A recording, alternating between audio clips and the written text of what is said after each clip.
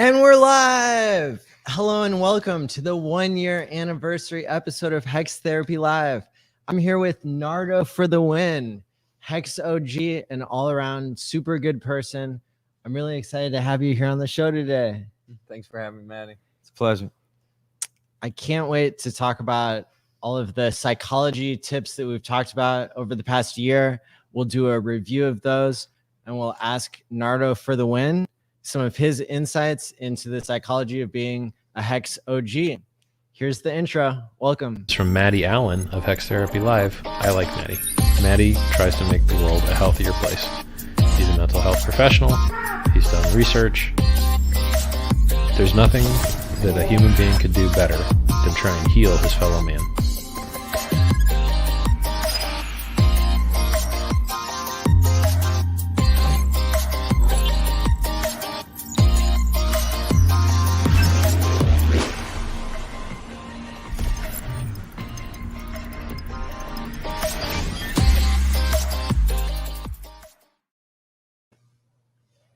I'm so excited to be doing the 52nd episode. When I started, I had no idea that there was going to be such a great community to get behind, and that Hex would really take us to places we didn't imagine. And now, as many people know, I'm here in Columbus, Ohio, with the US Road Tour by Abit and Patrick and FreedomTV.info. and Wildcard Studios. Rob, thank you for the amazing setup we have here.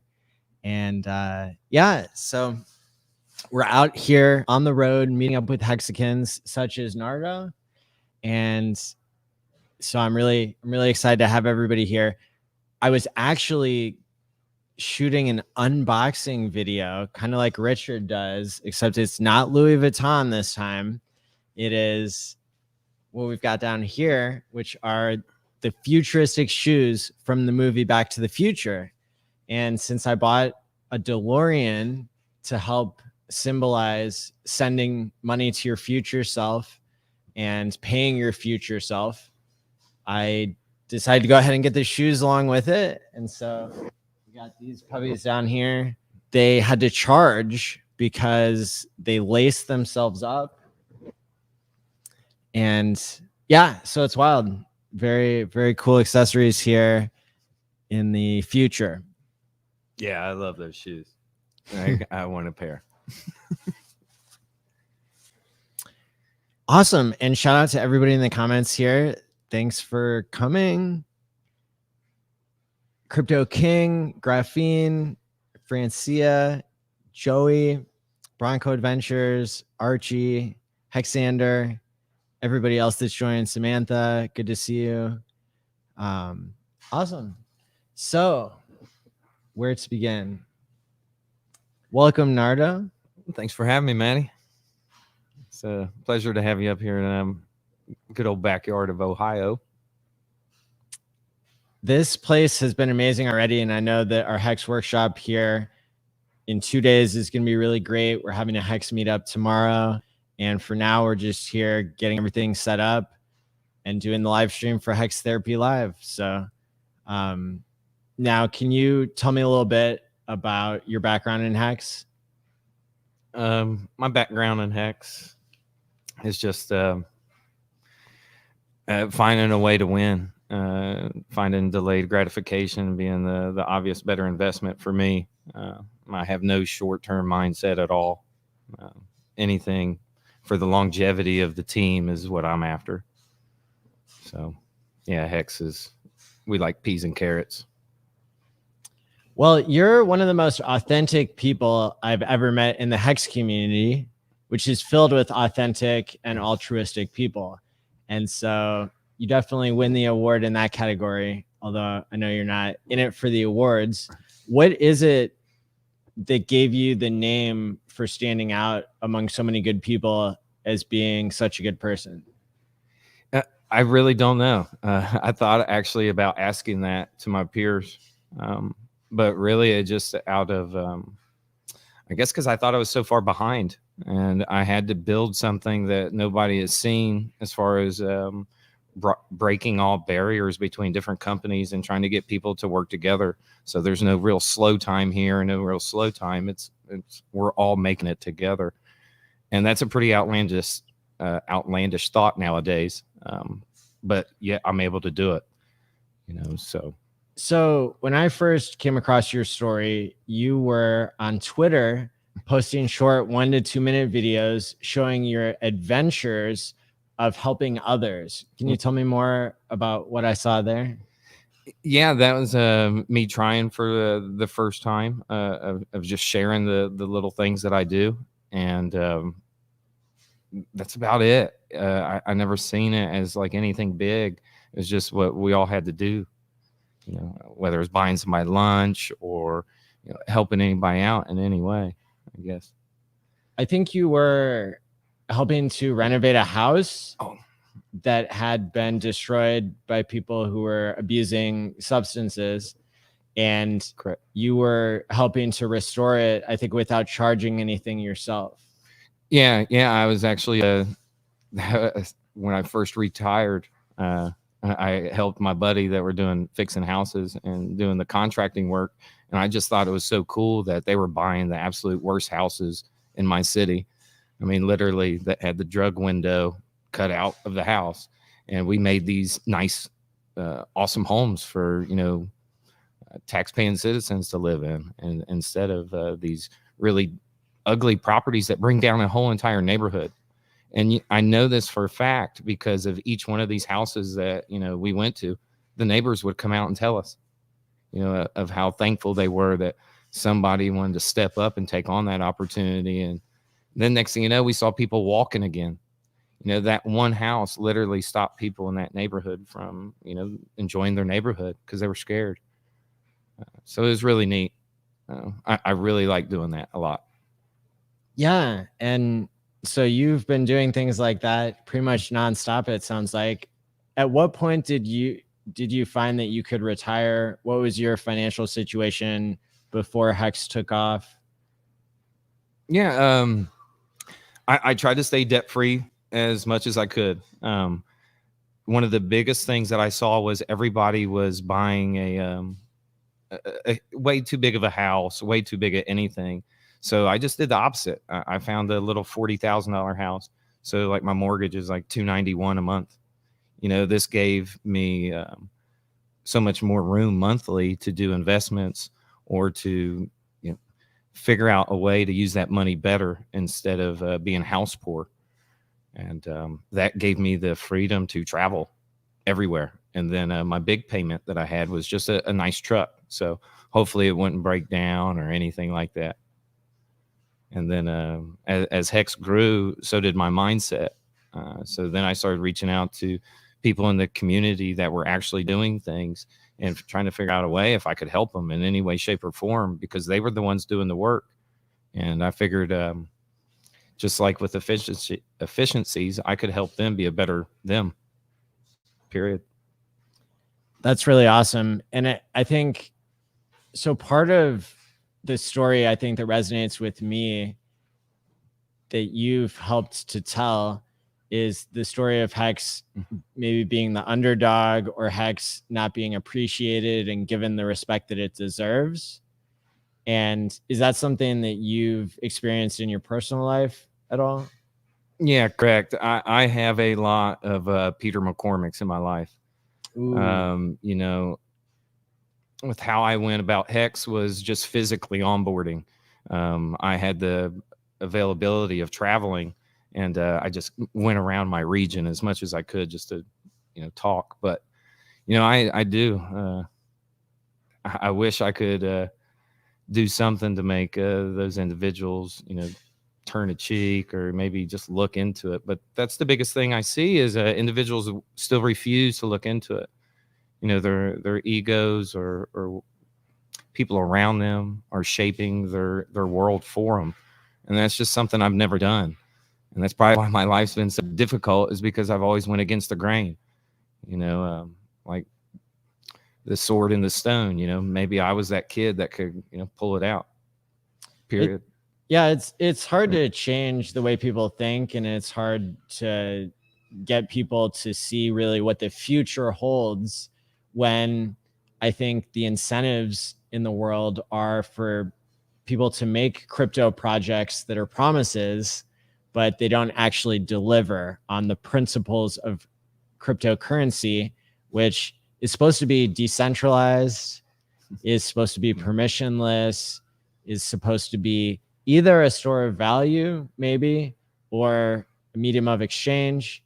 But it seems like more and more, even Bitcoin has become a promise coin that needs developers to maintain it, whereas Hex is a completed product and it's still underappreciated.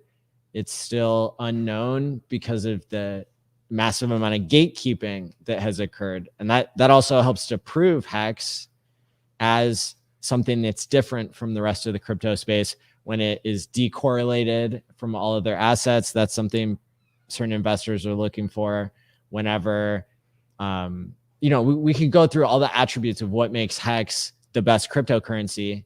And we do that all the time, right? However, what we're talking about now is how to change other people's minds and how to tell the types of stories that really allow people to see the value. Because until people hear it in a way that they can understand, then they're going to keep holding on to the old way of doing things. It's very hard to get people to accept change, especially when it's at such a fundamental level as what is your store of value. Because store of value, I mean, if you have money, you want that money to continue to be the number one. And then you also, if you don't have money, you might be more open, but it's harder for you to create that shift in the whole economy to switch from one money to a better money.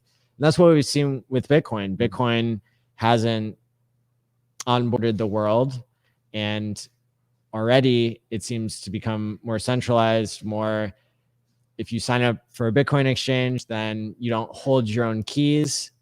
So that's not what crypto is all about. And then you also, you're not going to make those mad gains necessarily because everybody's already in it. What do you think about Bitcoin? Bitcoin was great. I kind of refer back to it as the Columbus trip. Bitcoin was the Nina, the Pinta, Santa Maria, but there was huge ships that came after, and that really connected everything. It wasn't the first. The first is just the popular one that got a lot of people talking. But with Bitcoin's inefficiencies and then escaping reality from the people that it's supposed to help, you have to update your worldview. And so one way that we think people can update their worldview is to continue to see the glory of the Hex community, but also these other aspects. So the altruism, the mental health, right? The community, right? People working together to create the best production value, to educate others, to volunteer our time, right? To give without asking anything in return feels really good. And people can pick up on that energy and go with it. And that's one of the things I love the most about Nardo's energy, is because you could just tell he's a giving person. Can you tell me how that plays out for you? It became a bigger diamond in the rough than I could have ever imagined. Helping people out and giving people better opportunities or more knowledge has felt better than any paycheck I've ever taken on a Wednesday or a Friday, period. It's the way I feel like I was supposed to live my life, and I couldn't do that before, and a lot of people probably would have never have met me unless Richard Hart did everything that he did. I was very fortunate to find him all those years ago, and through those self-help videos, get the confidence up and just continue to grow and to educate everybody around me. And now that like a couple people participated, my world got better, and then as I helped the workers that I worked side by side with, my world got that much more better. All of a sudden we're having positive conversations instead of literally maybe 4 or 5 years ago, everything we talked about was negative. Why can't we do nothing about this, nothing about that? So let's see if we can step back and start from the beginning and try to maybe establish kind of a timeline of the events in your life that helped you to appreciate Hex and helped Hexicans to certainly appreciate you. So when you were early on in your life, what were some of the influences that you saw? What was your worldview at that time growing up? I guess, I was the laborer. Even in school, I was a class clown. I figured school out so early because both my parents were teachers. And then all of a sudden we would go to school and they're there. I would just know everything already. And I never participated that much because I just kind of could hear it in the background, but I could be making fun of everything. And I happened to know it all. But then it was a big shock when I got to 23. For my mindset back then was I really never thought I'd make it. I was running around doing car stuff and motorcycles and, living a pretty wild life. But then after 25, getting in a big long-term relationship, it was like a 5-year, and then moving away to Florida where I didn't know anybody. I just had to build up from everything, no friends, no family. And then the breakup down there, that's what really, everything became full circle. Nobody's coming to help. I have to figure this out. And what little knowledge I had was gold and silver from my grandfather from back in the day. He would always give me like a silver quarter or something like that. And he would always tell me to hold that. It's going to be worth something one day. Yes. And I paid attention, and I did that for a long time, many paycheck after paycheck, whether it was $2 silver or a couple ounces here and there. You could see my behavior change. And then with finding those little bit of gains, even though I didn't sell the gold or silver yet, it changed my mindset. All of a sudden I stopped drinking. I figured out with drinking, it was actually taking away 3 and 4 days after that one night. And if I could just utilize that, unlike my younger self that never could figure that out, I was able to do that. And then I had so much more energy. I could go and continue to work, and then it would be like from 8 to 5, Monday through Friday, it was cars. But then on the weekends, I chose to expand whatever trade I needed, that anybody that I was around, I would figure out how to do that. And the job nobody wanted to do, I would gladly do it for them.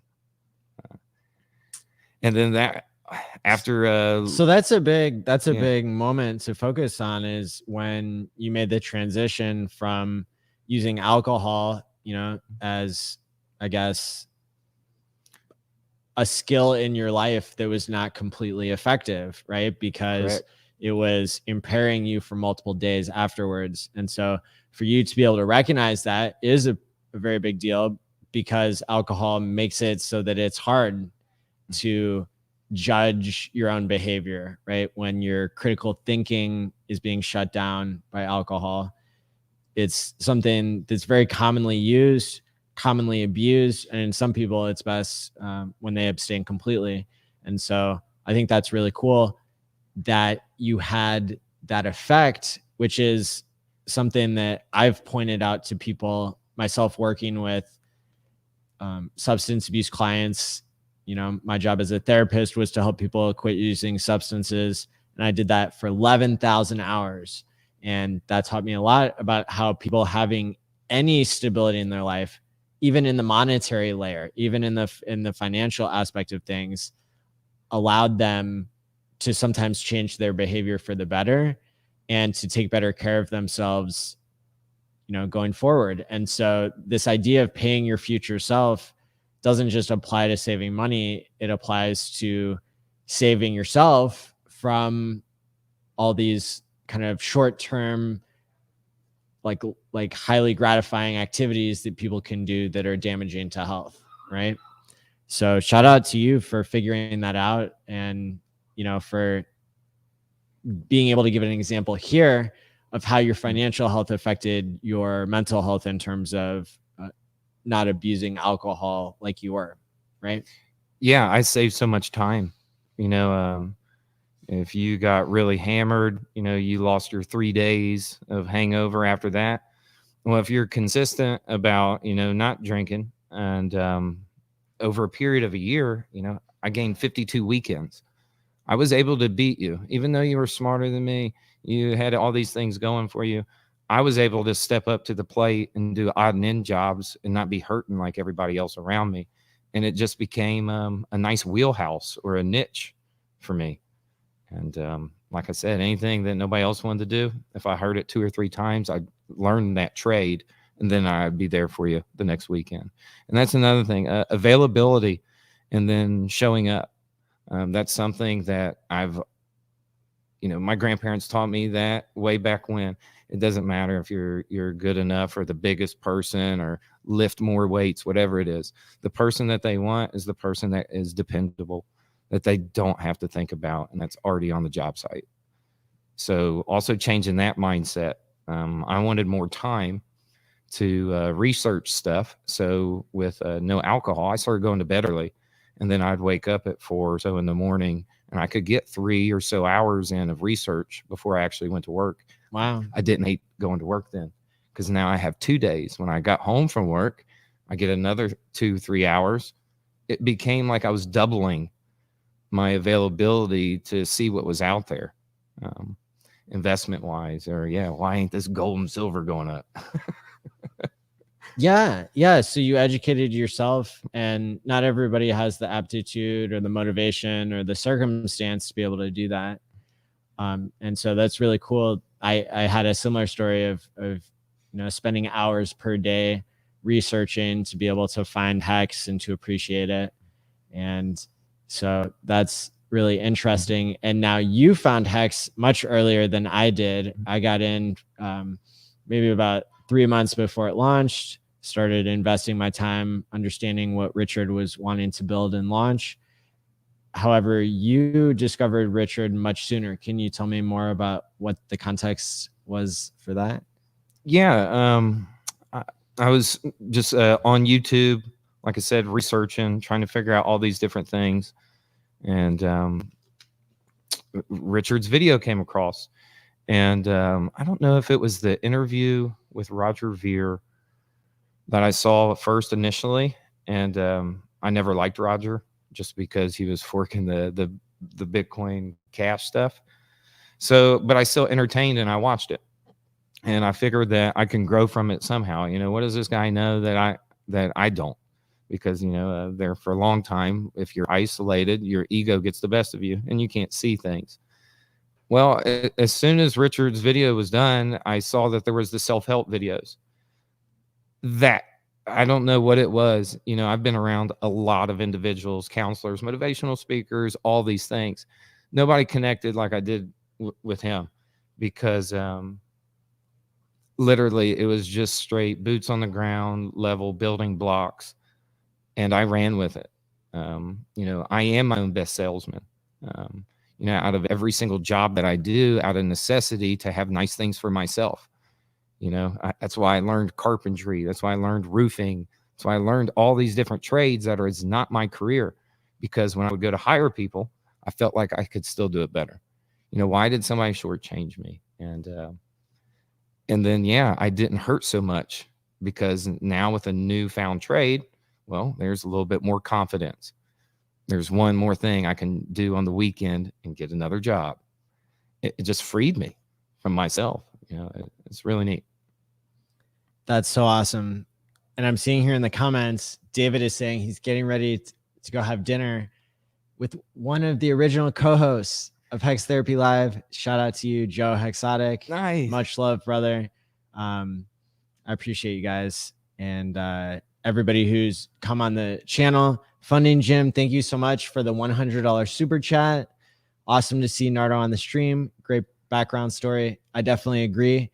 And shout out to Gary for, you know, his support of Hex Therapy Live over the past year, and his support of all Hexicans really is another awesome example of, people stepping up and, you know, showing what Hex is all about, right? When we put our best foot forward and when we're exemplifying the things that we're talking about, actions speak louder than words, right? And so whatever the action is that you know the audience member is ready to take, that's what we want to see, whether it's hitting the like and subscribe button, whether it's going and following Nardo here on Twitter within the link below, or whatever it is that you can do to help the Hex community. Each person's going to have a unique skill and is going to be able to participate in one way or another. So shout out to everybody who is pitching in their own way. So Nardo, you came across Richard's self-help materials. Is that right? Correct. And you found them to be convincing and effective, and that helped you in your life. Is that right? Absolutely. What behaviors did you change when you started following Richard Hart? As far as different situations at work, or what do you mean? Sure. So he promoted quitting drinking, smoking, video gaming, how to give better apologies, all these different kind of social hacks. Each one that you just listed was monumental in my life. One of the biggest reasons that, you know, my 5-year relationship ended up dying was because of my video game addiction. And I didn't know it until I was 100% by myself. You know, like I said, it's an ego thing. It's out of isolation. You have to be aware of what your behavior is. So I figured, I was like, man, you know, I can't get that relationship back. You know, it's done. What can I do better so that I don't do it next time? And that just leads right into the apology. And oh my God, all these different situations in my life, whether it was work related, coworker, mom, dad, whoever, all of a sudden I took a step back and I listened.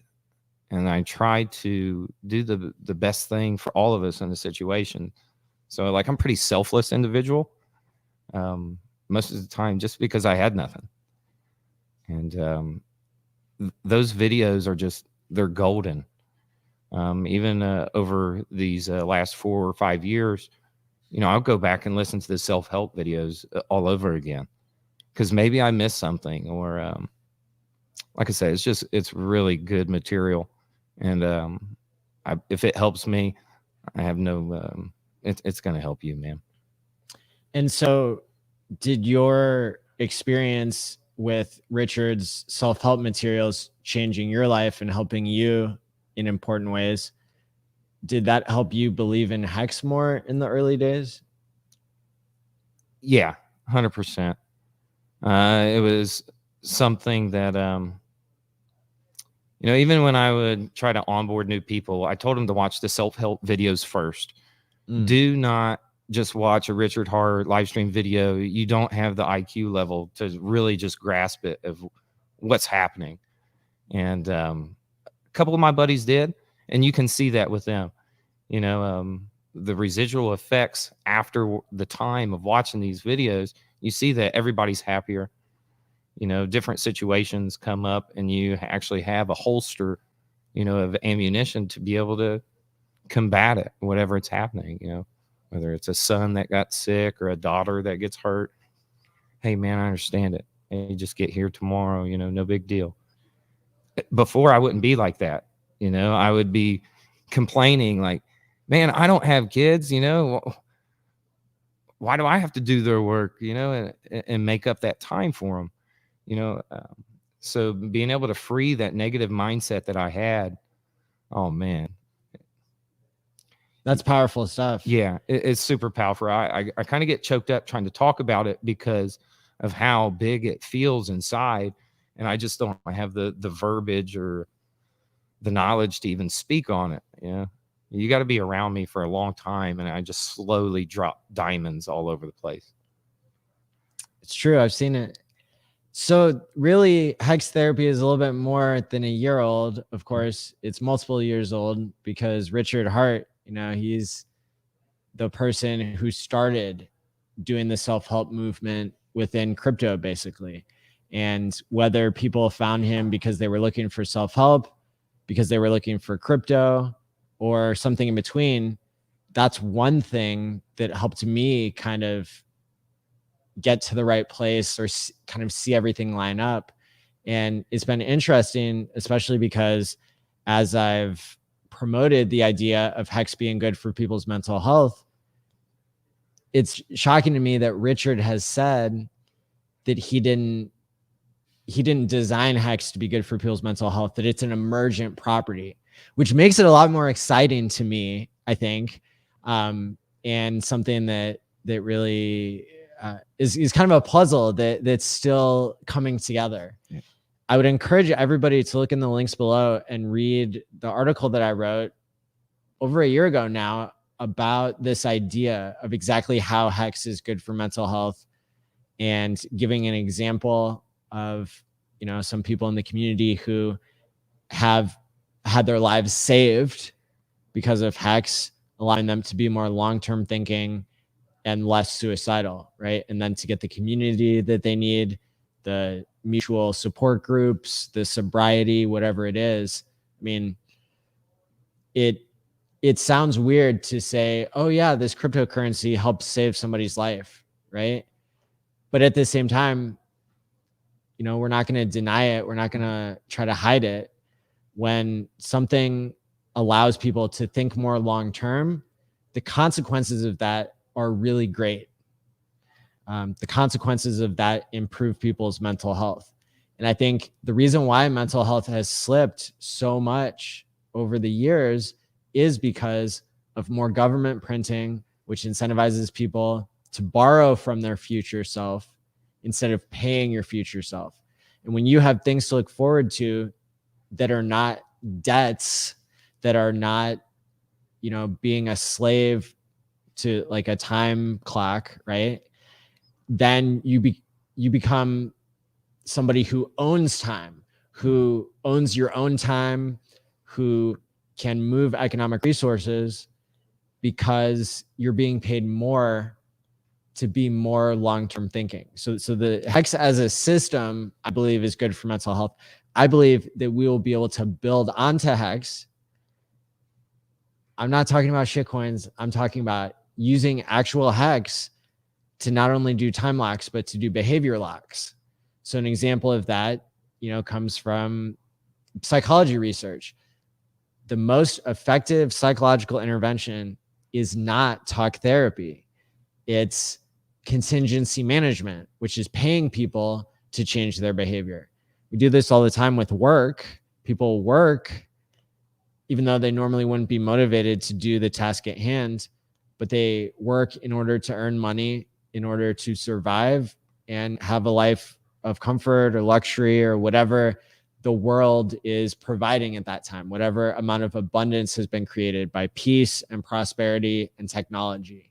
And so when the government gets so greedy that they're printing more dollars and that causes dollars to not be able to buy as much, then it creates an incentive for people to spend money as quickly as possible before the price of everything goes up. And that basically forces you to rob from yourself in the future. It forces you to be robbed by everybody else around you, right? So it's a race to the bottom. And so when we look at how can we change the world, how can we get people to act right, it's by giving them the tools that they need in order to be proud of their own financial behaviors, right? And putting people in a system or in a game, giving them access to game theory that incentivizes thinking long-term, creates better behaviors in people. And so then we don't have to look at people as this person's evil, this person's good, right? We can look at everybody just as a person and say, what incentives are controlling that person, and how can we make those incentives control that person to be a better person, right? And so that's a whole different pitch than we need to find smart people, or we need to find people who care about making the world a better place and enrich them. Everybody can be enriched by the abundance that technology creates, in my opinion. And having a money that's healthy, that's Hex, allows us to get there. What are your thoughts on this, Nardo? I believe it's true. I mean, just from what I've seen, everybody's mental health is growing exponentially. There are still problems with getting rich in crypto, which map on to this idea of sudden wealth syndrome. Yeah. This, and I'm going to ask you about this. Sudden wealth syndrome is kind of a side effect that happens when people get wealthy overnight. It might be from winning the lottery, or it might be from the rapid appreciation of cryptocurrency. We just heard in the news this week that somebody had bought about $8,000 worth of Shiba Inu coin less than a year ago, and it's now worth multiple billions of dollars. And so what's the psychology of that person? Because that person matters. When cryptocurrencies try to create digital scarcity, one person can mess that up by dumping the price. What are we seeing in Hex right now? Well, we saw Hex do a huge move up from like 5 cents or 7 cents all the way to 50 cents. And then we saw now it crashed down 60%, right? To 20 cents, 25 cents. And that was because there was a certain wallet we could see on the blockchain that was selling the price down and not being patient and not letting more buyers accumulate, right? And so when people get suddenly wealthy, there is an incentive even for the new guy to appreciate that we're talking about sudden wealth syndrome. I don't know. If I came into crypto and somebody was talking about sudden wealth syndrome, I might not get it. I might not care. But the reason why we care is because it's the whales and the sharks and the dolphins and the squids that are the ones who can dump the price. And so when we want to build a new store of value that people can believe in, we need to prepare people to know that dips are in the game and to see these as opportunities, and encourage people to sell dollar cost out of your position for your living expenses ahead of time. So don't be so greedy that you leave all your money in Hex and then you're forced to sell when it's not good for you and it's not good for the price, when you have to sell more Hex to pay your living expenses. And so it's a very difficult equation that's different for each different person. Oh, our viewership just jumped up like to 195. Wow. Shout out to whoever tweeted us out or whatever. Oh, Richard tweeted the show. That's amazing. Yay. Hit the like and subscribe button. My man. So shout out to HexLion. So that's what we're seeing, right? Is that sudden wealth syndrome is a part of the mental health of the community. And so the more we can dig into that as a group, the more we can process it and identify strategies that we can use to be responsible with storing value in Hex. And then also, to be supporting each other, because we've all seen these communities that are being so hyperbolic or using so much hyperbole. They're saying like, we're never going to sell. And then they're the ones who are dumping on your heads. Yep. And then, right. And then there are people who are, so everybody's going to delay their gratification differently. How do you approach that, Nardo? Well, I researched it. And then being at my age, I've also seen a lot of it. I've seen companies fail because of this, a guy, starts this and all of a sudden has everything going for him, and they were never in those shoes before. So, and then just like the lottery, like you're talking about, I remember, I think I watched all these lottery shows of people that have failed with that lottery. So I never wanted to have that burden at all. And I never wanted anybody around me to have that burden. So my goal was to try to live off 2%. And what can I create with the other 98? Our video, my life, Can you tell You know, them I to, don't even really spend all that much money. You know, so now what I'm doing is trying to build up everything around me, get that going, and maybe I live off that money. I don't know. But I guess just being a normal guy, or maybe I'm not normal. I don't know.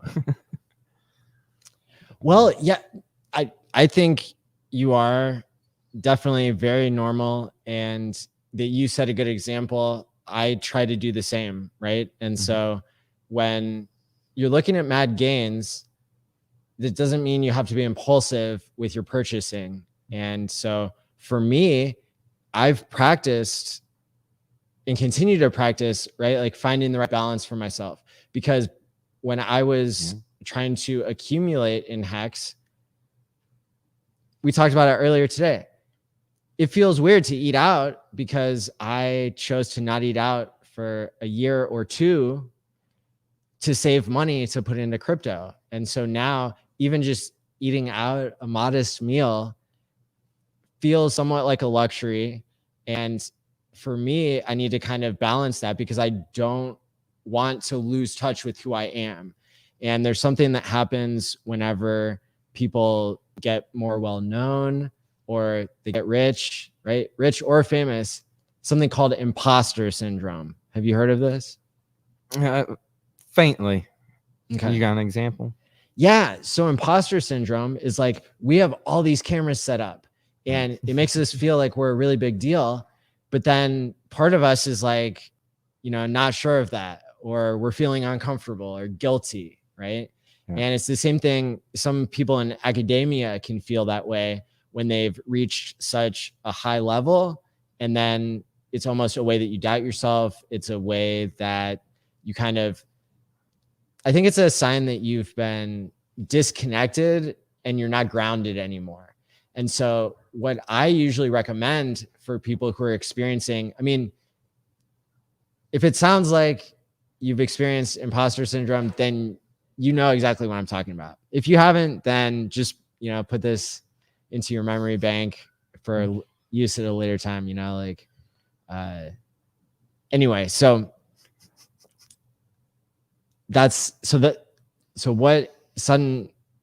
having imposter syndrome, right?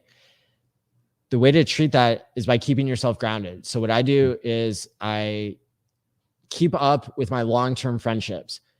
People I've known 7 years, 10 years, 15 years. Not everybody has that, but actually one of the best ways to make friends as an adult is to go back through your history, go back through your connections and reconnect with people who have the same, you know, goals and life situations that you have. Not having enough friendships is actually just as bad for your health as smoking an extra pack of cigarettes a day or drinking an extra pint of hard liquor. So that's how bad it is to not have at least 5 close friends. And everybody has a different social propensity and a different social need. And so it's okay if you don't have 5 close friends. It's okay if you have a lot more than that. But for anybody who doesn't have at least 5 close friends, the research says that's going to hurt you in the long term. You're going to die sooner. You're going to have more health problems. And so researchers, because they've identified, you know, they've defined these things operationally, we actually can define what is a close friendship based on the research is somebody that you open up to at least once every 2 weeks. And so that's how it's been defined in terms of the medical research that's been done. I don't think there's anything magical about that. I think that the idea is, for example, when you're going to a counseling or a therapy session, that's an example of you opening up, but it's a one-sided opening up, and friendship is a two-way street. And so whenever you're having a heart-to-heart or you're opening up to somebody and they're opening up to you, that's a really good sign. And it's something that allows you to stay grounded and to also combat health problems, social isolation, which is part of sudden wealth syndrome, and it helps with imposter syndrome when you stay grounded and you build your friendships. For me, also, doing things that I have always done. For example, shopping 70% off dress clothes. Like, I still do that, and it makes me feel like myself, right? So even if I could afford to pay full price, for me, it's not worth it, because I want to experience, the same feelings, the same struggle that I experienced before. And sure, maybe every once in a while I can get these futuristic Nike shoes from Back to the Future, that they tighten the laces up themselves when you put your foot in. When you start walking, it tightens it more. And when you're running, even more than that. So these are just like the shoes in Back to the Future. And again, it's my pleasure to try to symbolize paying your future self. And that's kind of the theme here. So I saw Funding Jim had another $100 super chat. Thank you so much. My man. Get financially educated. There's no reason to sell down Hex or Pulse when educated about the return on investment. These are the best assets ever invented. Work your plan. Absolutely. That is another skill that's critical for battling sudden wealth syndrome, or for accumulating wealth in the first place, is having a financial plan. Correct.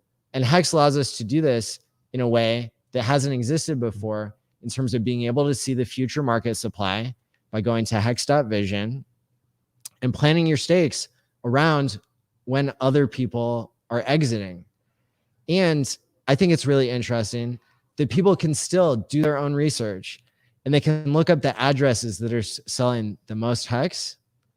And then you can look at when their stakes are ending and plan around them, which gives you a certain advantage once the history on the chain has been built up enough to profile different characters, different whales, and how they're acting, which again gives benefit to the new guy, which is really great. Yeah, I ended up using that Hex.vision there for a while, and then was looking at different dates. I think I even put that out on Twitter. I just saw it as a definite huge advantage for an individual that, might have thought that they had lower end money.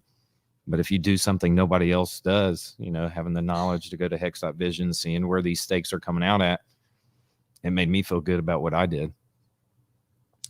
And I know that my channel has focused a lot on a more advanced education than the beginner user is capable of. And so if you're new, or if you want to share this channel with other people because the message of mental health works for you, right? Or because the message of Hex works for you, or both, then I'd encourage people to go to a playlist that I set up, and it's at hexcontract.com.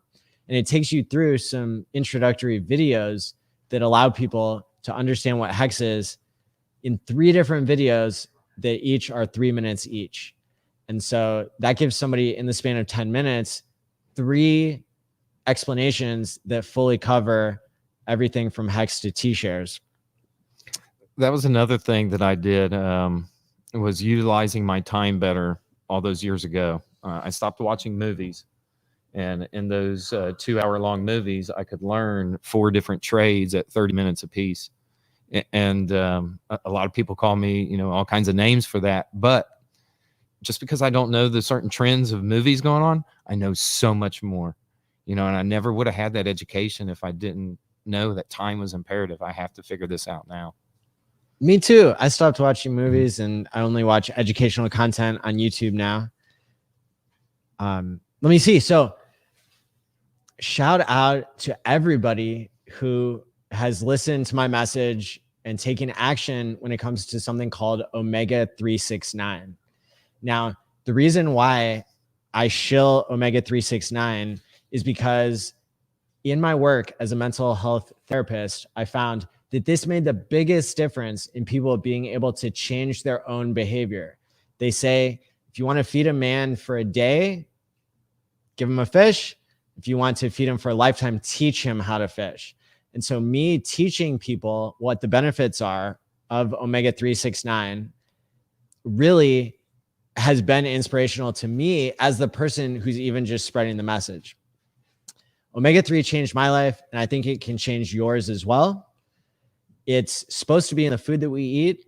And what omega-3 does, also known as fish oil, it makes the material that your body needs in order to insulate the electrical wires especially in the prefrontal cortex, which is the part of your brain behind your temple and your forehead. And that's where all the decision making and problem solving and more advanced skills and thinking occur. And so really everything that we teach in substance abuse and mental health treatment come down to people being able to use their prefrontal cortex. And so when you upgrade the hardware, then you're going to get people experiencing themselves as more effective at changing their own behavior, which you get the credit yourself, you get inspired, you inspire yourself. And that is what I've found has allowed people to take the knowledge and the tools that get taught by counselors and then to implement it themselves, right? And so, so this is something you can buy for $5 a month at your local grocery store. As long as you're not on blood thinners, then it's safe to take because it's what is normally supposed to be in the food that you eat. Cavemen and cavewomen got plenty of omega-3, but now we don't because it doesn't work its way up the food chain. It used to be that humans would eat meat, animals that were grass-fed, naturally. And so omega-3 worked its way up the food chain, even if you weren't on the coast where you could catch fish. But now, because there are 8 billion people to feed and, in order to produce that amount of food, shortcuts have been taken. The definition of food has changed, to things that are filled with corn and sugar instead of, nutrition. And so the result is many people in the United States and across the world, whether they're overweight or not, they're malnourished in some way. And so omega-3 is a perfect example of where 25% of the weight of your brain is supposed to be omega-3, the electrical insulation. And so no wonder not having it in the regular American diet has led to so many people not acting right, being so easy to anger, right? Omega-3 is a treatment for just about anger management, for substance abuse, for certain mental health problems, especially depression, ADHD, sometimes anxiety, definitely sleep problems. When you give people the tools to be able to even problem solve for themselves because electricity isn't leaking out of the front of their brains, that's when we see people really shine. For me, I thought I was perfectly successful having mastered grad school and having, been able to be really productive. However, once I started taking omega-3 and not ignoring my own health, that's when I realized that life could be so much easier. Not to say that it's easy, but to say that especially boring tasks for me, like cleaning, doing planning, stuff like that, suddenly became easier after about 3 to 4 weeks. And that's because that's how long it takes for the omega-3 to be installed. And the method that it gets installed is through a type of brain cell called a neuroglia. So a glial cell or a glia cell, it's part of the nerve glue that holds the nervous system together other than just the neurons. And so it's kind of where your immune system crosses over to your kind of the hardware that generates your conscious experience. And so this specific type of neuroglial cell that installs the omega-3 is called the oligodendrocyte. And it uses the omega-3 to create what's called the myelin sheath, which is the electrical insulation that goes around the electrical wires in the brain, which are called axons.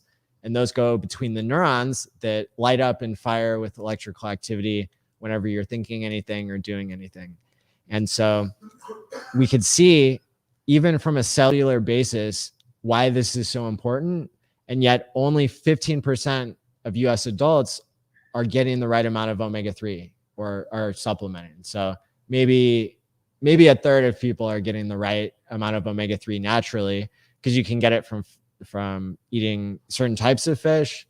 You can get it from chia seeds, which is how, like, not Aztec warriors, like Roman warriors used to energize themselves and get right, was by eating a bunch of chia seeds. Chia. Anybody?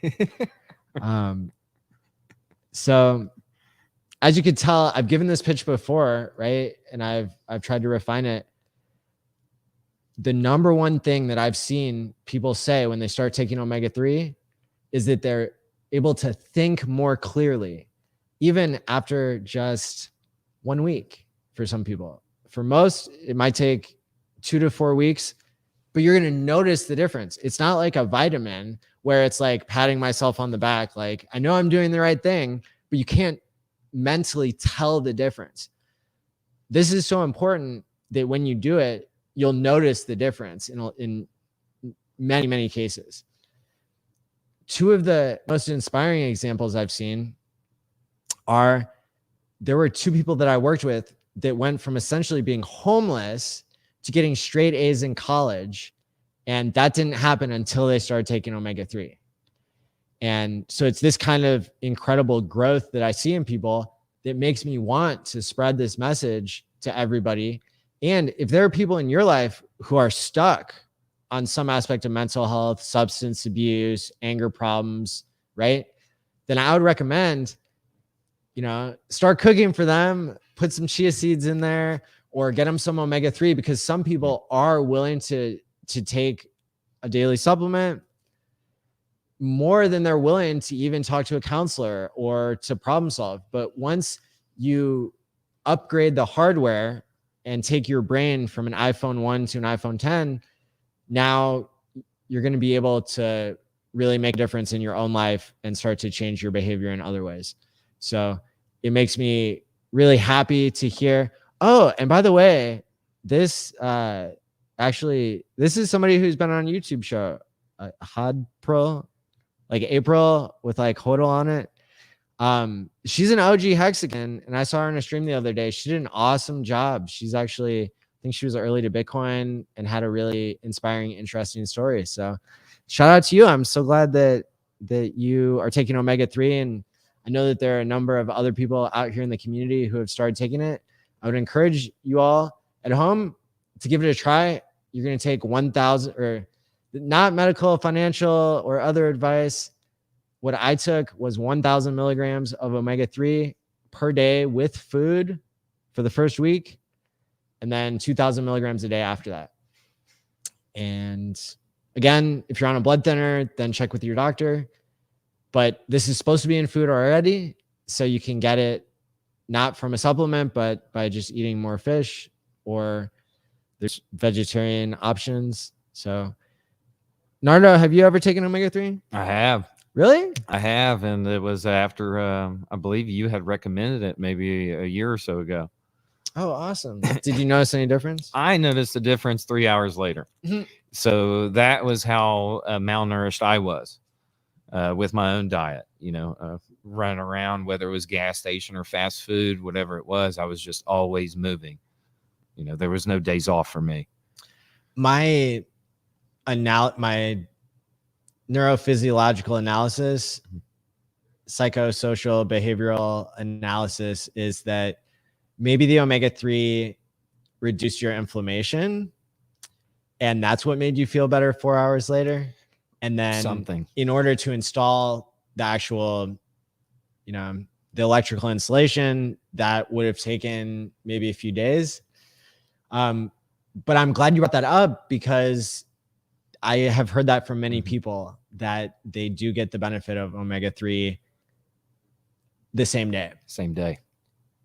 So, and then on top of it, I look at my brain as a Rolodex. So, I just say one thing and I can pull it out the category, bring it, and I can have all these flashcards that go with it of experiences that I had with taking the omega-369. I found out that I really didn't even have to tell my brain to do anything. It just came out. And that's like a lot of times when you're individuals around me, I tell them I just vomit information now. So be careful asking me any questions, because literally I'll tell you what the 30 people around me did for the last 20 years. You know, I won't just give you my experience. I'll give you everybody's experiences I've ever seen, because I held on to them. I knew it was going to be valuable to me later in life. And taking omega-3, it helps even the Hex community, because again, it allows you to have better performance out of your prefrontal cortex, which is the part of your brain that allows you to think about the future, to pay your future self, to time lock, so longer pays better. And so you can be more long-term thinking, to be less impulsive, to be more informed, to be more motivated. All these behaviors, they're possible only if you have the right hardware in place. And so again, thanks everybody for spreading the message.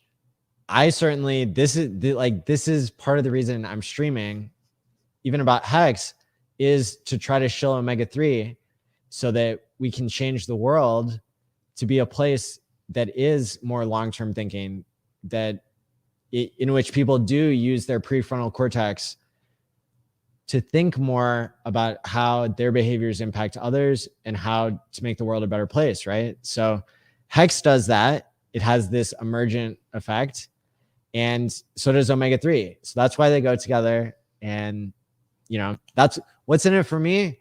Is it makes me happier than anything when I hear other people talking about omega-3, when I hear that it helps somebody. I mean, that makes all the difference. And so those are things money can't buy. And so I'd encourage people, even if you've already been doing the omega-3 thing, you know, find out who's the next person you could get into it. If somebody believes in Hex and you told them about it, they might believe you about omega-3 and be willing to try it. And if somebody does not believe you about Hex, but is willing to try omega-3, once they see that that creates a noticeable difference in their life, it might be much easier to onboard them, because the omega-3 is going to help them be more long-term thinking. And they have seen, right, that omega-3 worked. And so you've built your credibility with them. I like it. So yes, that was my rant about that. Yeah, It was a good rant. I like it. Hopefully our video quality was good enough so we can like clip that and have it be evergreen content. That's right. Let's see. And then another side effect of being in the Hex community, I think, is that it's increasing people's IQ. Have you noticed this? Yes, I have. I don't know. I've never had any formal type of education. I've ran away from every type of school. I don't know how to really explain it, really. You know, as the gains grew, so did my IQ. As all of the delayed gratification stakes that I did, it reinforced behaviors from a year ago. I know I'm doing it right. There's nobody going to be next to you to tell you. You know, I can hear it though. You know, I remember even my mom looked at me like, "Where did you even find out all this stuff?" And I really didn't have an answer. You know, I guess it's just from the exposure that I have from either the Hex community, Richard's, 8-hour live streams or whatever. But all this information just resonates, and then I can apply it in my real world. And next thing I know, I'm using all these crazy fancy words that nobody knows around me. So my IQ is definitely growing. Finbear is agreeing with us. Somebody I know definitely from the Hex crypto chats on Telegram, the audio only chats that are so good. Shout out to you, Finbear, who agrees with the IQ thing and says that he has more time to think. We all have an incentive, it's kind of like we're being incentivized to continue learning about Hex, even when in some ways there's not more to it, but the game theory is very advanced. And then I think with the onboarding, that's the most interesting part of the game right now, because we figured out what is money, what is Hex. Sorry, what is money? What is Bitcoin? What is Hex? What are T-shares? And we've done laps around that so much, we all know it really well. And now the question is, how do we onboard the next 1 million people into Hex? And that to me is like a problem we're solving. It's something we're all motivated to do. It's kind of, in our best interest. It's a way for us to deal with our sudden wealth syndrome, where we're not sure how to spend our time because we're finally free. We need a purpose. That purpose works extra well if we're helping others, and helping others to get financially free. It seems like the obvious choice. And so, so being able to solve that problem, I think is a really interesting application for the extra IQ points that people get when you're not in survival mode, when you're not having your nutrition so bad, when the environment has created such bad food for you that you're not able to critically think, you're not able to think clearly. No wonder the world is such a disaster right now, quote unquote. No wonder there's so much fear porn in the news, right? And, people's brains, it's not just about what type of people or what type of person you are. It's about what type of environment you're in. So when we stop blaming people for being violent or, being stupid or whatever it is, we start realizing the stupidity is not inside of that person. The stupidity is all around them and is influencing their behavior. And so when we take that same person, it's just like the classic movie Trading Places, which everybody in finance loves, with Eddie Murphy and Dan Aykroyd, shot in Chicago, Illinois. Shout out Chicago. And it's, Eddie Murphy is like a homeless veteran. Dan Aykroyd is like a privileged white dude. And they literally trade spaces because these two whales are, like trying to mess with their lives and trying to prove a point about how it's not the person, it's the environment. And so the whole movie, it's like kind of interesting. It was shot in the maybe late 80s, and it's very entertaining, but it really teaches a deep lesson about human psychology and behavior. It also teaches lots of people about certain financial terms like the futures market and orange juice futures and stuff like that, right? Because Eddie Murphy's character ended up being so successful when he got into the position, not because he had something inside of him that made him special, but because the market was rigged anyway, which I think is another important lesson. I like that famous quote out of that movie. I bet you $1, Mortimer. Yeah. Randolph? Exactly. And yeah, and so that's another good example of kind of in the popular media where I feel like we've lost. I don't think most people agree with the idea that it's not the person's fault, it's their environment's fault. Mm-hmm. And so this is something that we have to see in action. We have to prove it. So any example we can find, Trading Places, awesome example. Check out the movie if you can. But I think in Hex as well is our opportunity to see how a more mentally healthy monetary system can work. And so that's why it is so meaningful to me to have the message of Hex Therapy line up with message of Hex.com, of Richard Hart, of members in the community like Nardo, who Nardo got inspired by self-help before he really bought into this idea of like, getting rich from crypto, from Hex or anything like that. And then there was so much hate along the way. Our community is still in a moment in history. I feel like we're still in the moment when Hex was still gatekept, when people didn't understand what Hex was, when we were so early that it was hard to get mass adoption. And so the opportunity is still abundant. And yet the nature of our emotions and the nature of our psychology is to look at the price drop from 50 cents to 20 cents and say, oh no. Just doing what it does. You know, if you didn't plan far enough ahead, here's some like real talk. If you didn't plan far enough ahead and you have to sell more Hex, not feeling sorry for you. We've all been there. If you did plan ahead, then you're feeling good right now. Or you're itching to buy more Hex at this low price because you're just addicted to the greed and making gains. Don't feel bad for you that you don't have more money on the sidelines. We're all so lucky. We need to remember and be grateful that we have our money printers in the first place, that we found out about Hex in the first 70 or 80,000 people.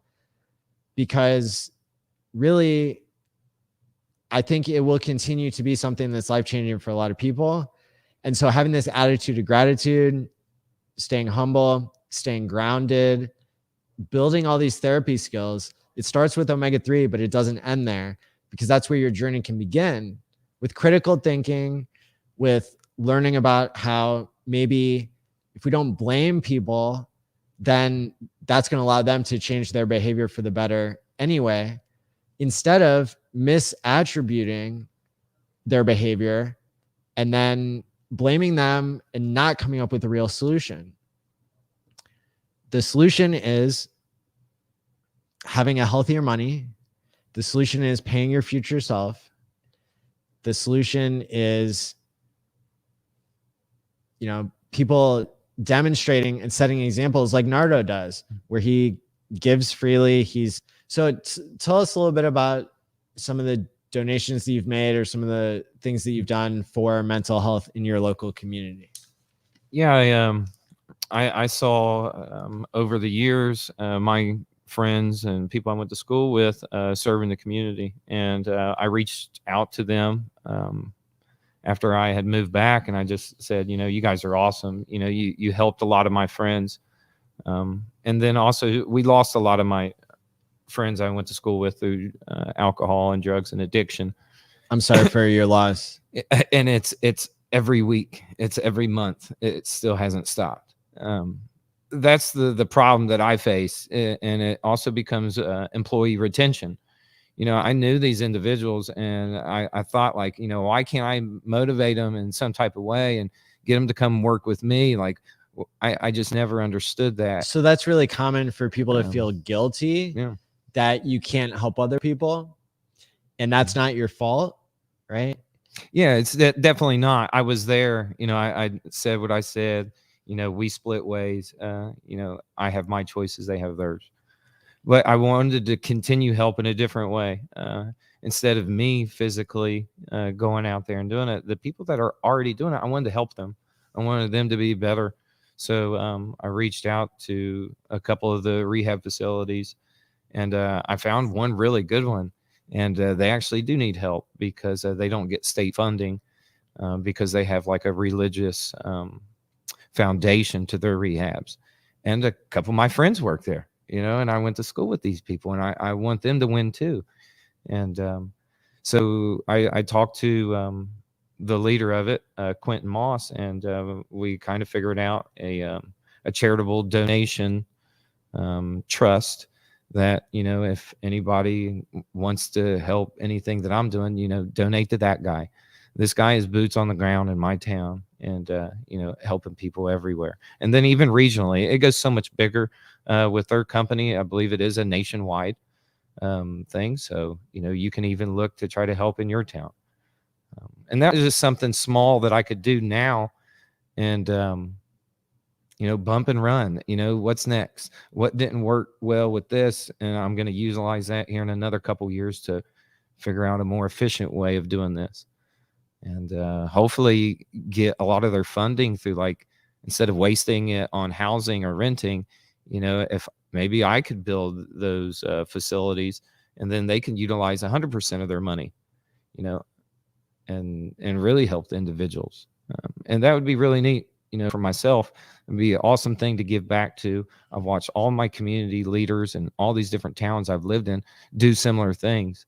I remember the David Lawrence Center, seeing that everywhere. Each state I go to, I see these places, and yet I don't really see anybody in them.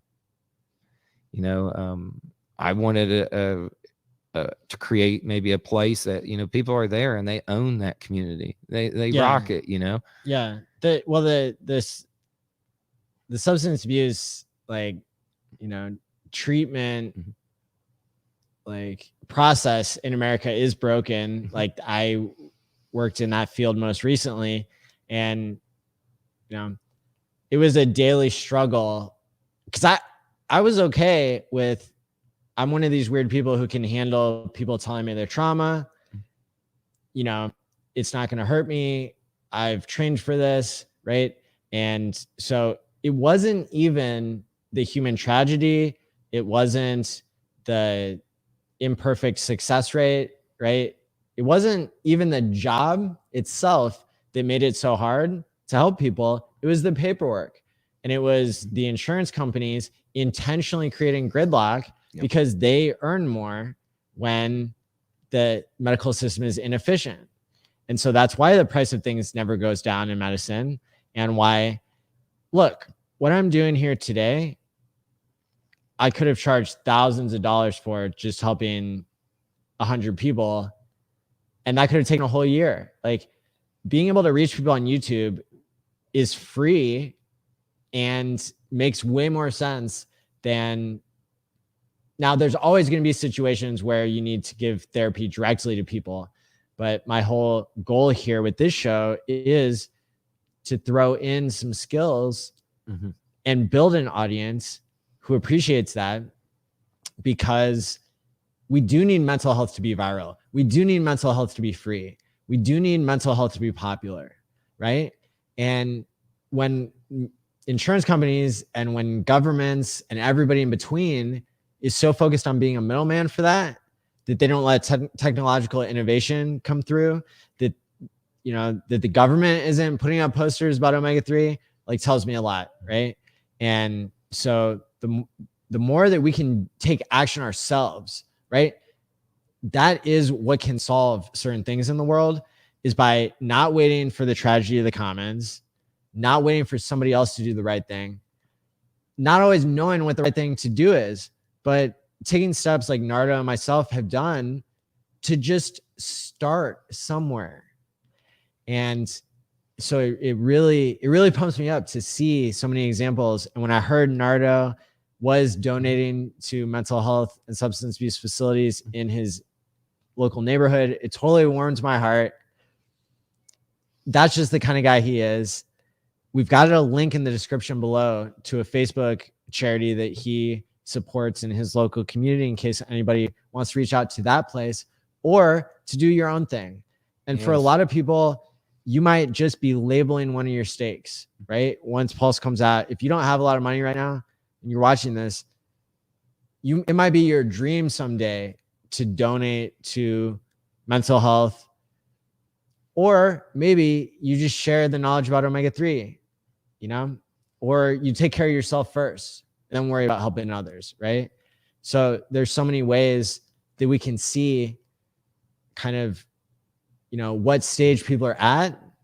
It's fine. Wherever you're at, you can make a difference in your own life or of someone else's. And then that leads into this bigger idea that I see of Hex actually already being a life extension technology. It's not the magic bullet or the magic pill, but it nudges people in the right direction of taking better care of themselves. And we're going to explore that. We're going to talk about Sci-Vive. But first, I just want to go back to a point that I want to emphasize here with Nardo about, so for a lot of people out there, they aren't as confident in Hex as they want to be, or they have some fear, uncertainty, and doubt, right? They see these big wallets, the whale games, they see the price, dropping more than half. Like for us, for me at least, I suffered the 85% drop that happened in Hex, and I felt it. Like I felt crazy for putting in, another $100 after the price had fallen 60% when I first got in, right? Because that hadn't gone up at all. I was completely down. If I put in $1,000, then now all I had was 150 or 250, right? And so that was alarming. Nardo believed all along. For me, it was not a straight line up or a straight line already. I didn't have complete faith in the beginning. Nardo, can you tell us what allowed you to have so much faith in Hex from the beginning, and maybe how people can deal with that now? I think it just started years before I was able to start my path of what I was going to do. And it just made it really easy, to be honest. And then also, recognizing that there's so many people that are bigger than you. And you have to know that little David and Goliath story about how a little guy, could actually compete against some of these bigger individuals. Well, the way that you can compete is with a proper, staking ladder. I'd never had a flinch in my mind, even when I was doing the adoption amplifier. I was staking that night with whatever I got. It didn't matter how big, how small. It just didn't matter. I knew that I was locking in T-shares that literally, as the years would go by, you couldn't compete with it. So if the big guys want to do their 30 days, cool, do it. I'll see you here in 8 years, 10 years. We can have dinner again. And then you just see how that little guy wins. Yeah. Yeah, I think like another strategy for accepting your entry point is acknowledging the reality of the situation, right? Mm-hmm. When people gamble, they lie to themselves and they bend the truth. A lot of times you'll see the more advanced gambler is only reporting wins and not reporting losses, right? And so that's typical gambling behavior.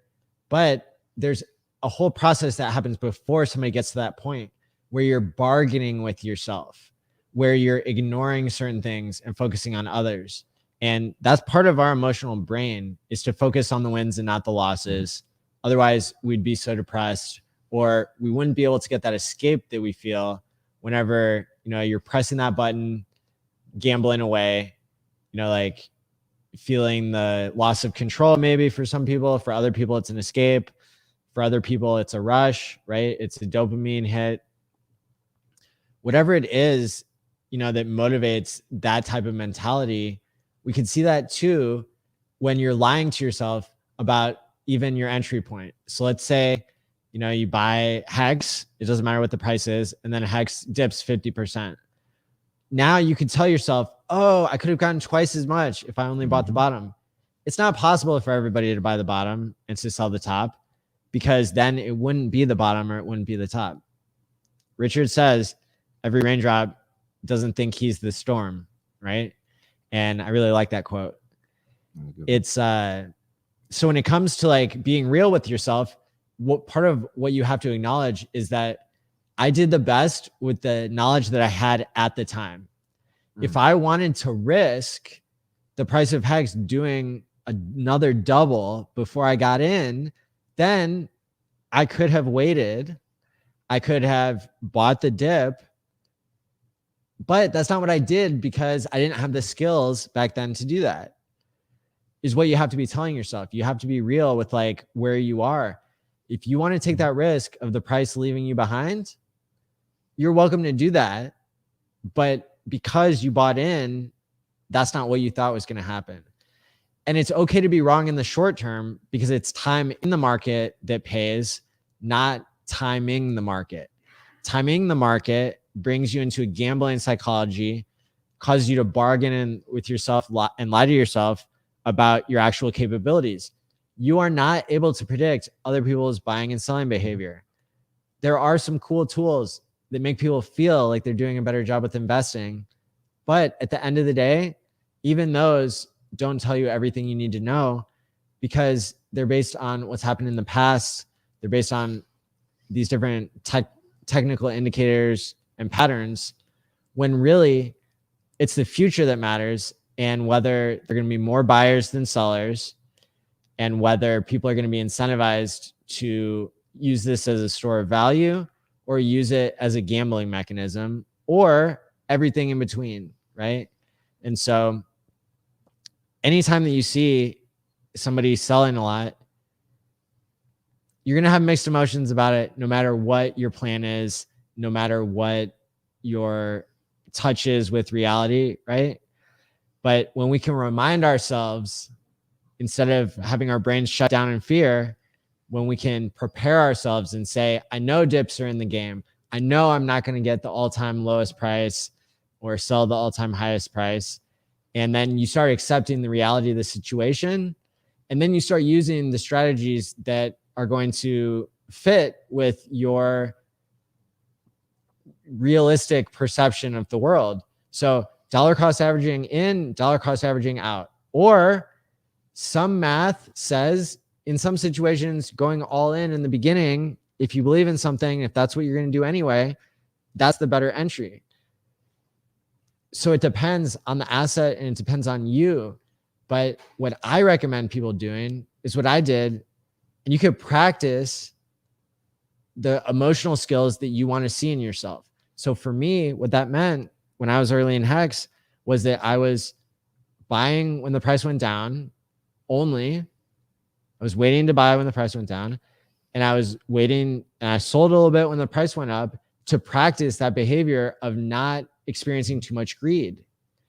And so I told myself I was trying to master the emotions of fear, which would make me not want to buy when the price of something goes down. So I worked on that for like a year or two in crypto. And just so happened when I got into Hex, I bought the dips, and then I practiced selling the tips and then buying back. I don't do that anymore with Hex because the market's more advanced, and because I already know that I can do that skill. So there's no reason for me to trade, because I know that trading is a losing strategy overall.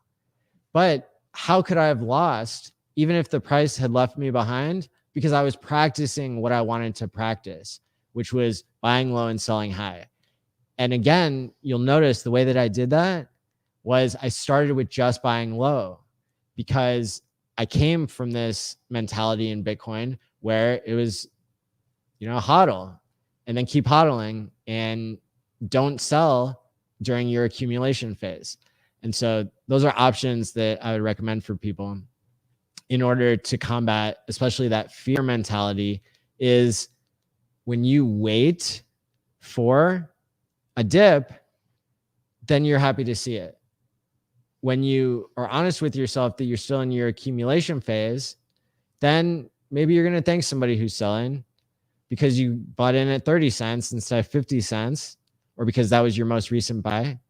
And then, maybe when your dollar cost comes back around, whether it's weekly or, you could do it every 20% dip, you put in more.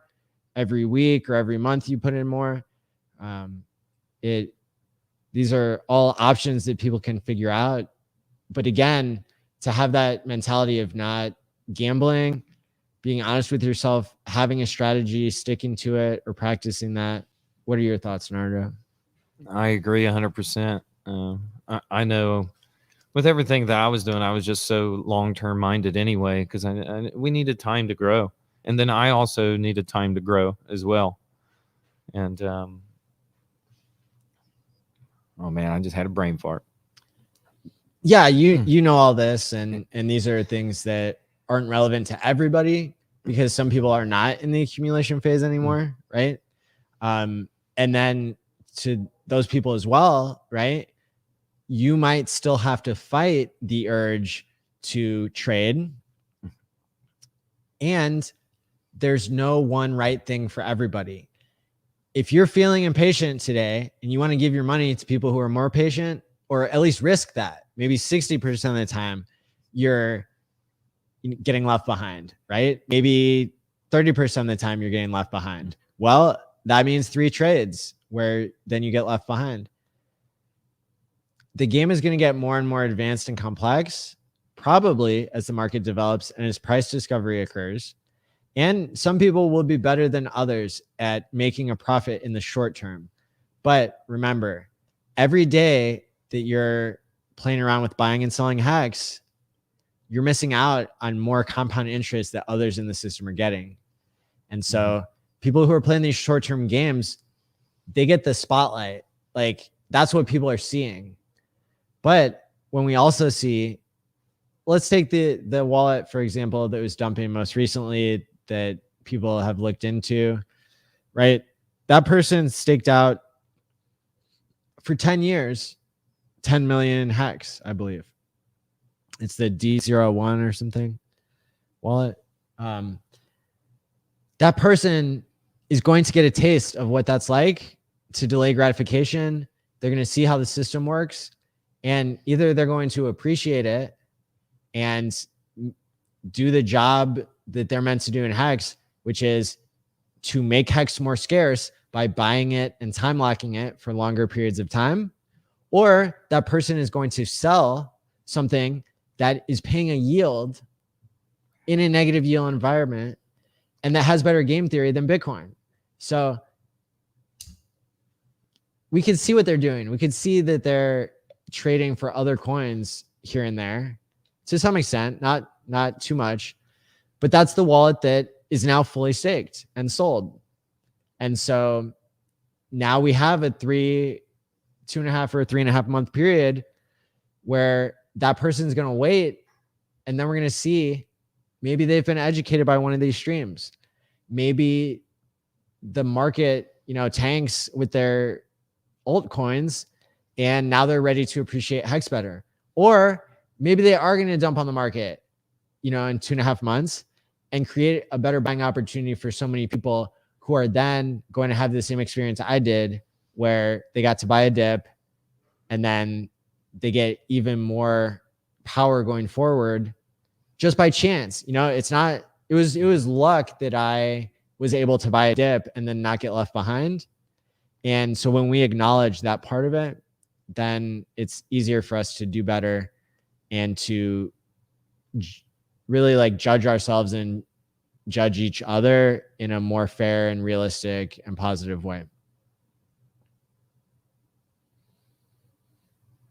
One whale sell order over 250K and Hex dumps to 0.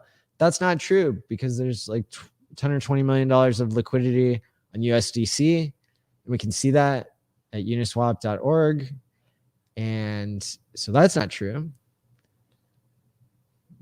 And we don't mind if people post one thing that's not true, but you're on warning now because otherwise you're a bad actor. So people buy the top. Yeah, I bought the top in Hex and that turned out really well too, right? I remember buying the top at 2 cents for sure. I remember buying the top at 5 cents. Even I think I bought at 45 or 50 cents, right? So it's all good. Yeah, I bought at every level. I think 48 and 52 cents, something like that, might even very well be my high. And at this point, what I'm doing too is all the dust I can find. If I find some Ethereum that's been sitting around for way too long, or if I even some altcoins that really are such a small percentage of my portfolio now, my belief in Hex is only getting stronger because I'm seeing how the community is evolving. I'm seeing how everybody wants to use that. A lot of these people cashing out are spending it on advertisements for Hex, or spending it on wrapping a Hex car or doing a promotional material. The guys here on the road trip, they're spending a lot of their own money in order to promote the community, in order to increase onboarding, in order to shoot content that can go viral, in order to bring the energy to everybody all over the United States and all over the world. So shout out to them. Yeah, providing jobs. ETH fees are definitely killing the mood. And that's more, at the end of the day, that's a lot of times more demand that we're going to see once the fees drop down, or people are going to go elsewhere, right? They're going to go to centralized exchanges and trade other coins. And maybe they're going to get a taste of what crypto isn't before they get into Hex. But at the end of the day, our marketing, our mental health, our messages, our use case is way better than other cryptos. And so that's why I'm so confident in it. Yo, shout out to Patrick and Abit. Yeah, no, thank you for giving so much to the community and without asking anything in return. It's so amazing. Starbuck. Everybody definitely follow FreedomTV.info and Kryptosparbach and Abit. You can see the last video we did together. There are links in the description, and they can share their, I don't know if people can share their links in here or if it's restricted for scammers, but these guys are the real deal. They're great dudes. This is what, their 11th or 12th city now, 12th city that they've been to in the country. And we're here in Columbus.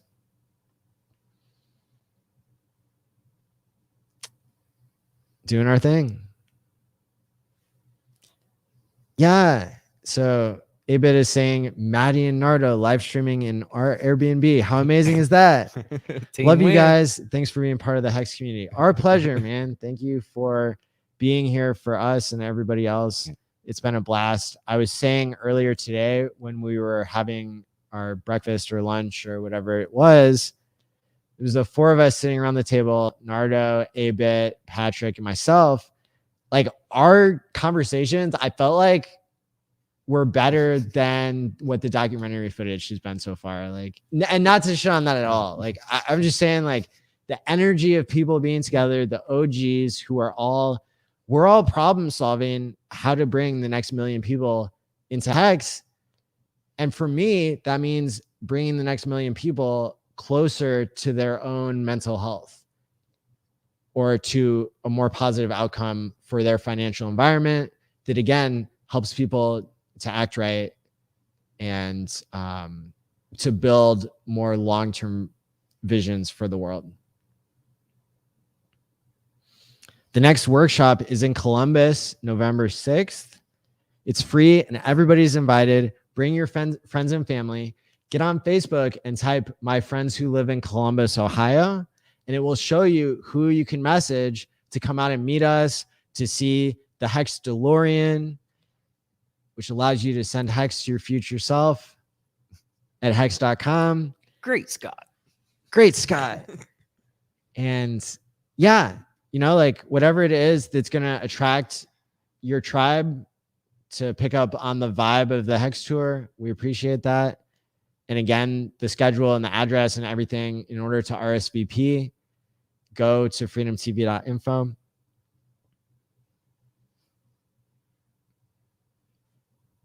What else?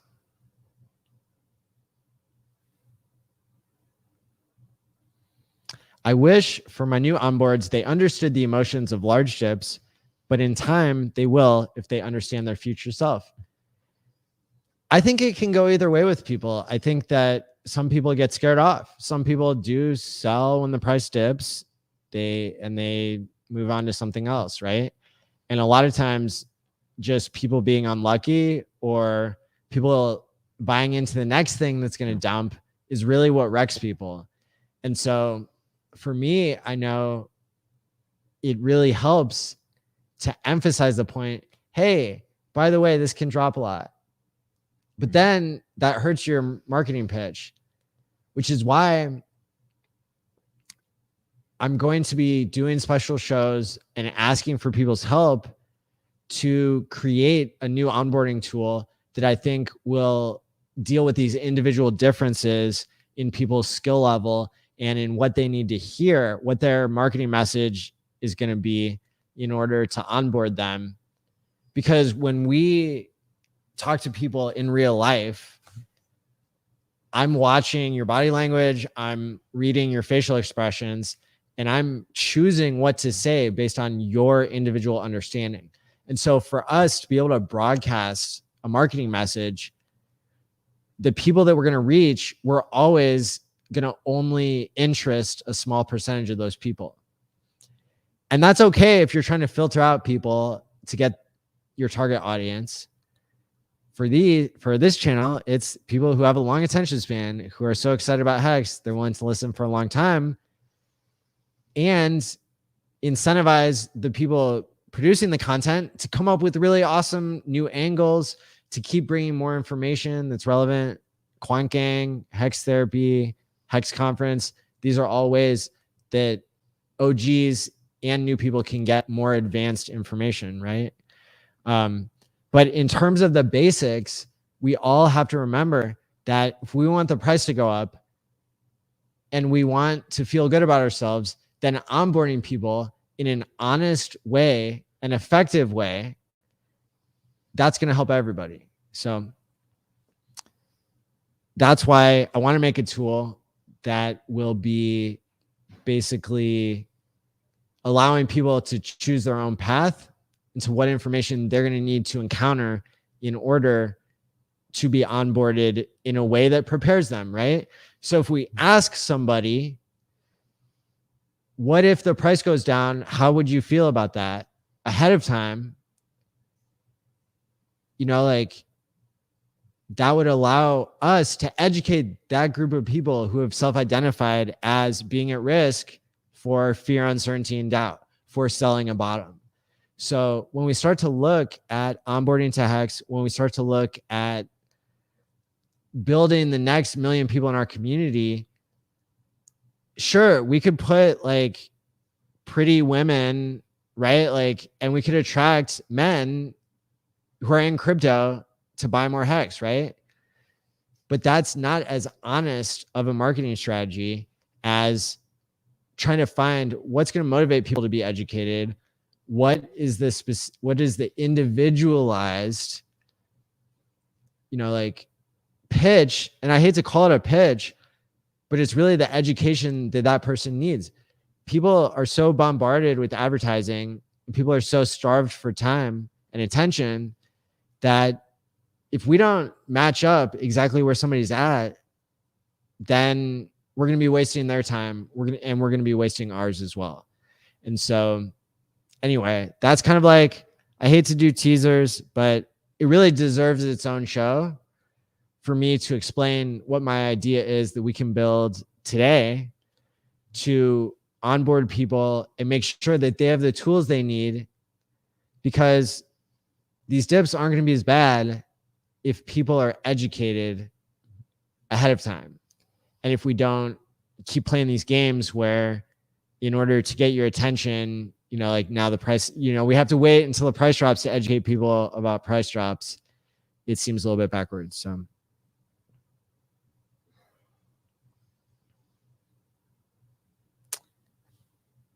awesome. Okay, so somebody says it's a really good point. It's literally the same with being okay with anything that goes wrong with life, checking in to see if the person has stability and the maturity to live through the dips. I love that explanation. Thank you for putting it that way. Shout out to Art here.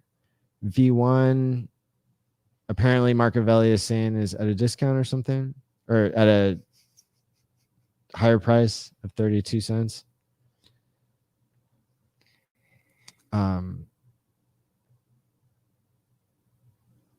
Yeah, I know when I started investing into Hex, I just had a mentality that, you know, I was going to do the best I could and not listen to no one, and just do a nice staking ladder and just see how it goes with just my knowledge.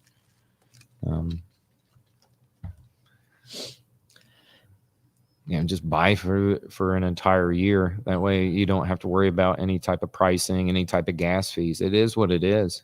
And it's like that all over the world with whatever restrictions you're going to go up against. You know, it seems like sometimes people cherry pick, oh, the gas fee, this or that. Well, it's the same thing of shipping a car international. There's a fee there.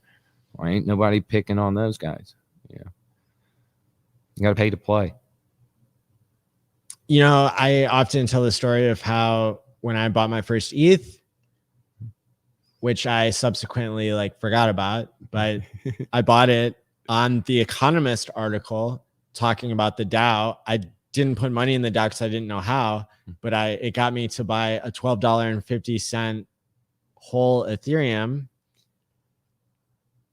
which cost me $20. So if I looked at that fee and said, oh, that's a 40% fee, I might have been making a different decision to not buy any at all.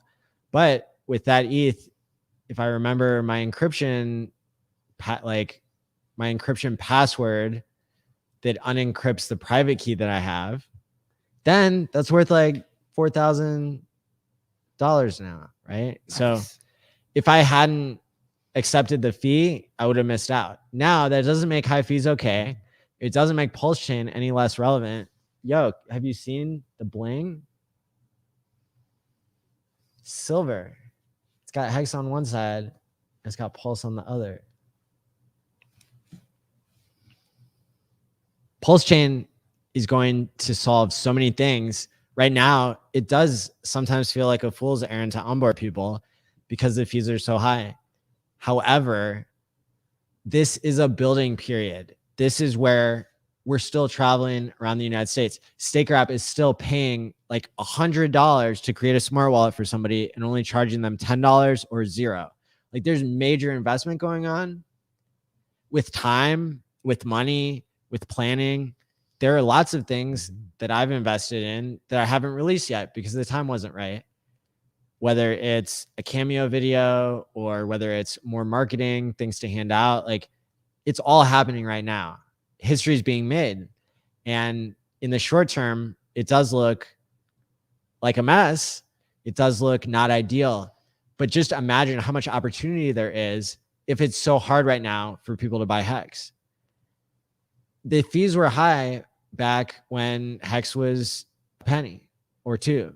In between like 1 to 2 pennies, we had a period of high fees, right? So I can't predict and I can't tell you what the right fee is for you to pay. But I can say that if I'm like onboarding a family member, I believe that $100 worth of Hex is going to be worth a lot of money in 5 or 10 years. So if I gift somebody $100 worth of Hex and it costs me $30 to send it to their wallet, that's about my limit. If it's going to cost $50, then I'm not sending it today. I'm going to wait, right? I'm going to keep track of how much Hex I wanted to gift that person. And if the price of Hex goes up, I'll gift them a little bit more because it's the same amount that I pledged on that day. But I've heard some other Hexicans talk about gifting Hex and having a similar strategy, which is that's their way to onboard people. What's your experience been with that, Nardo? I've dabbled in every way, shape, or form. You know, whether it like the other day, I was getting my driveway and stuff pressure washed. You know, give him $200 to the check and then $200 in Hex. And you know, he said he was going to stake it for the 10 years, and I told him that was the best thing for all of us. You know, or just you know, with some of the onboards early on, you know, I would talk about it. And I couldn't get nobody to download anything, and then all of a sudden, a couple good guys that were team leaders in their trades, you know, I was like, just download this one thing, I will give you free money. Gave them 10,000 Hex, and that just caught on like wildfire later. You know, as I left jobs, and then all of a sudden I get a phone call a year later, and just you have all the different people that individual onboarded after that, and it all started with that one gift. And the freedoms, the stories that I've heard, it's just been you want to cry, you know, it's crazy. So that's amazing too. It's really, it's more than just about money for the Hex community. And some people don't realize that until they get there. And some people realize it from the beginning. Now, somebody's asking where to buy Hex. You can buy it on decentralized exchanges. And the instructions are at hex.com. Another onboarding mechanism is, I believe, now through Staker app. And so I don't mind, I haven't showed this in forever. My Staker app referral link is $hex.com. And that'll take you to download Staker app, and it will allow you, I believe, to buy Hex from your bank account, to set up a smart wallet, and to get started that way. So shout out to that team. I know that normally I don't recommend trusting wallets other than MetaMask, Trezor, and Ledger. Staker makes that list, and it actually even goes to the top because it uses Gnosis safe smart wallet technology, which is not free and which they are taking a loss on because they've done well in Hex. Steph and Firebun, I know the founders personally, spend time with them. They are amazing people. And so we really see, again, an extremely high level of service. My co-host Kareem for Quant Gang is, in charge of business operations for Staker app, and he handles the support tickets. So when you have a question, you email help@staker.app, they help. And so I definitely recommend them as an onboarding strategy, also because having that smart wallet, which isn't possible in MetaMask currently, that's how the founder of Ethereum secures his multiple billions of dollars worth of crypto, is through a smart wallet. So now if you're an OG, I'm not going to tell you that what you have is not good enough, right? Like, I'm in MetaMask. I know it's safe.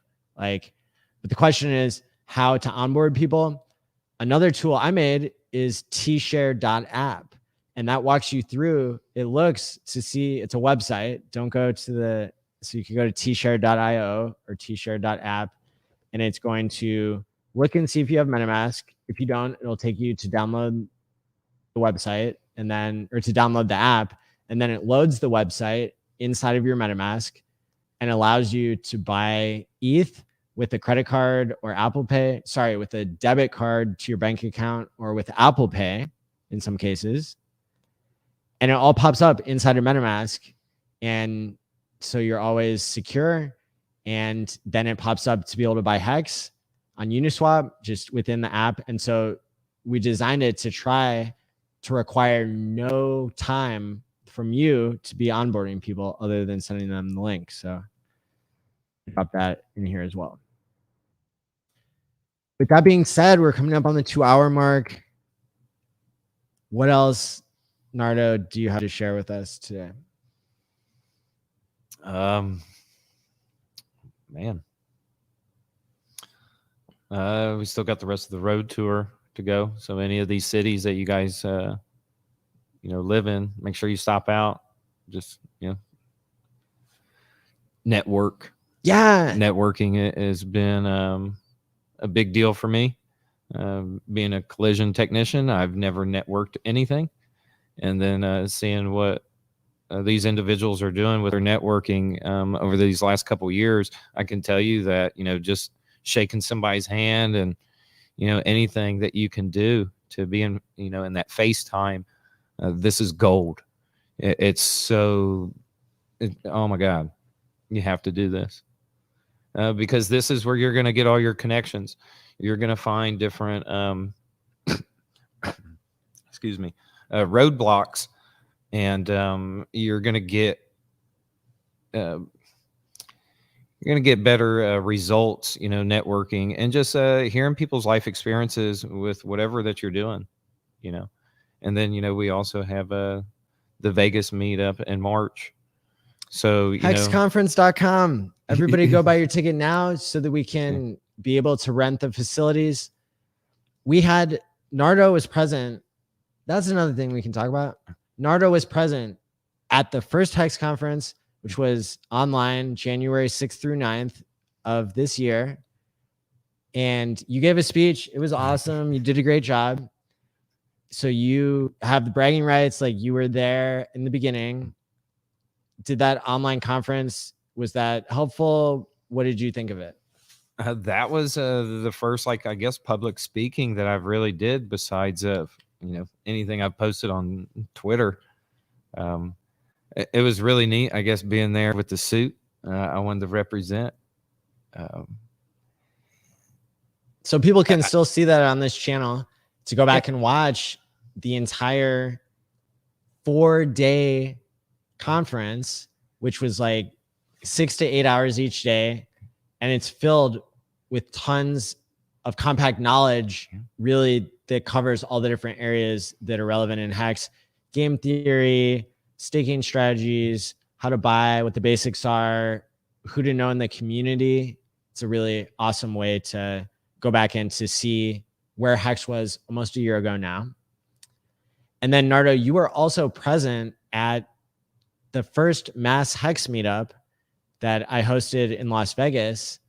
And that until now, in about a month, there will be a bigger Hex meetup, but that still is, we had about 350 people there. What was your experience there?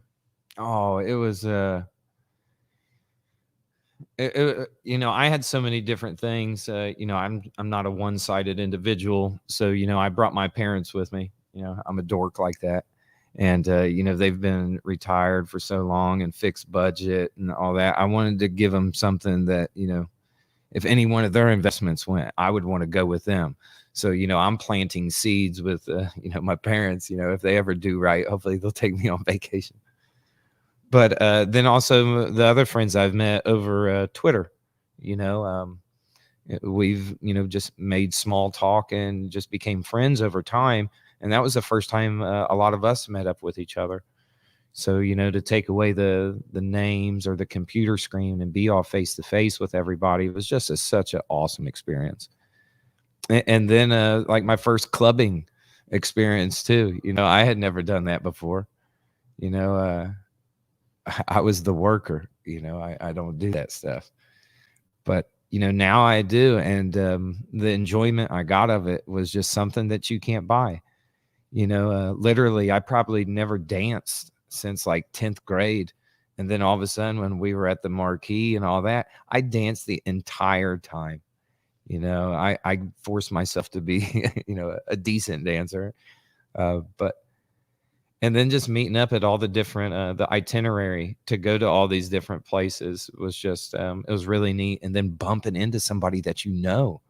Yes. You know, it's almost like, you know, you go to the gas station every day and nobody opens the door for you, right? Well, when you're with Hexicans, like that's all we do is respect. So every door was open. Everybody, you know, hey, what's happening? You know, good to see you. Hey, are you Nardo? You know, we all were curious and we all talked. That's a very different environment than going to like a new school that everything's shut down. Nobody really wants to communicate like that. So absolutely, it was a wonderful experience. And, I've already bought tickets and got the hotel, and I look forward to going back again. Yeah, everybody can go to HexTherapy.live to get their ticket. There's only going to be 1,369 tickets. So we're going to do an online that you don't need a ticket for, and that's going to be January 6th through 9th, which is the same dates that it was earlier this year. And then we're going to do an in-person version, and that will probably be the largest meetup of Hexicans in history in March, right? So there's this London meetup. I'm going to go there so I can learn how that event goes. And so I can continue to improve the quality of the events that I'm doing, so I can support the organizers of that event. And that's the Documentary Crew, Discourse Syndicate, and Richard Hart. And so I'm really excited to go there. I bought a ticket for the 731 gathering. And so I'll be there in London. That'll be like 500 Hexicans together. And then in March, 369, then we're going to have in Vegas, we're going to have the big Hex conference. You can learn more at hexconference.com. There's still details coming out. We had such good participation in the first Hex conference. We had 40 different Hex YouTubers and key members of this decentralized community all participate in that. We had Dev Kyle, we had Richard Hart, right? We had Hexologist, RG3, Kinetics. Everybody was there. And so we've already seen more than that